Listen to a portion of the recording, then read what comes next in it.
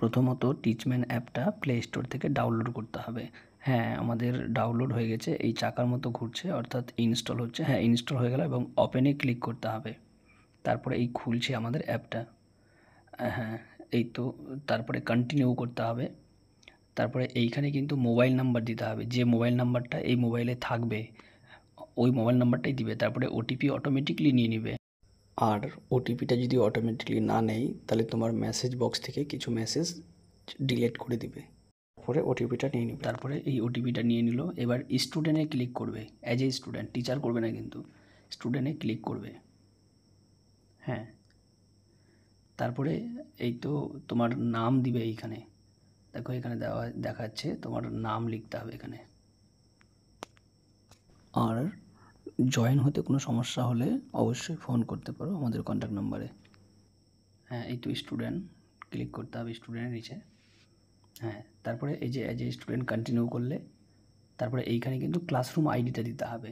দেখো আমার ক্লাসরুম আইডিটা আছে 44612269, তারপরে শেষে আছে 81। এইটা আমার কিন্তু ক্লাসরুম আইডি, অর্থাৎ এই আইডিটা দিলেই কিন্তু আমার ক্লাসে তুমি জয়েন হতে পারবে, অর্থাৎ আমার অ্যাপটাতে জয়েন হতে পারবে। তারপরে ওকে করে এবার দেখো অ্যালাউ করে দিবে। অ্যালাউ করে দেখো এখানে আমার কাছে রিকোয়েস্ট চলে এসেছে, মানে পেন্ডিং দেখাচ্ছে, অ্যাপ্রুভ পেন্ডিং।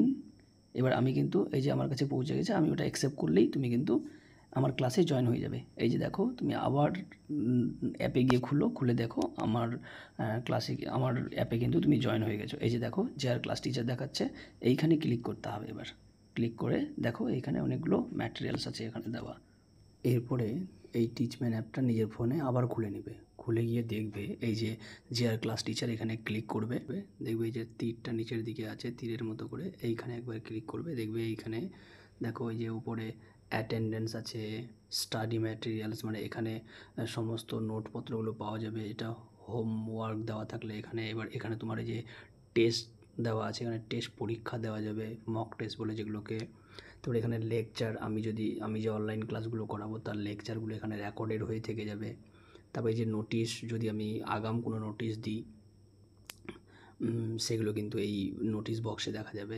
এবং লেসন, ঠিক আছে, এখানে অধ্যায়গুলো থাকবে এক এক করে। হ্যাঁ, তারপরে দেখো এই যে এখানে গো লাইভ, অর্থাৎ তোমার ফোনে হয়তো গো লাইভ দেখাতে পারে। ওই গো লাইভে ক্লিক করলে কিন্তু আমি যদি লাইভে থাকি তাহলে তোমরা কিন্তু লাইভে ক্লাস করতে পারবে। ওকে, বা তোমার ফোনে কিন্তু গো নাও দেখাতে পারে। গো নাও থাকলে পরে গো নাও করলে তুমি কিন্তু লাইভে চলে আসবে। ওকে।